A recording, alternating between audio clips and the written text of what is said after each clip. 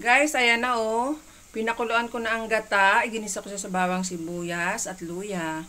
Nilagyan ko ng konting pork at hipon na tuyo. Pinakuluan ko na sa bagoong alamang. Ilalagay ko na ang gabi na may laman. Ayan guys. Susunod ko na rin ang pinatuyong dahon ng gabi na binigay ng aking tukaya. Napakalinis niya guys. Ayan na siya guys, oh. Pakukuluan ko muna siya sa pangalawang gata hanggang siya ay maluto. Saka ko isusunod ang unang gata.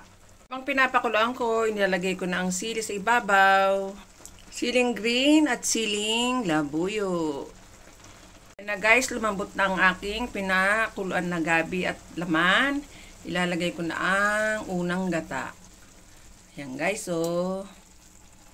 Pakukuluan ko siya sa medium na apoy hanggang siya ay maluto na at maglangis-langis na guys. Yan guys, pakukuluan ko na siya.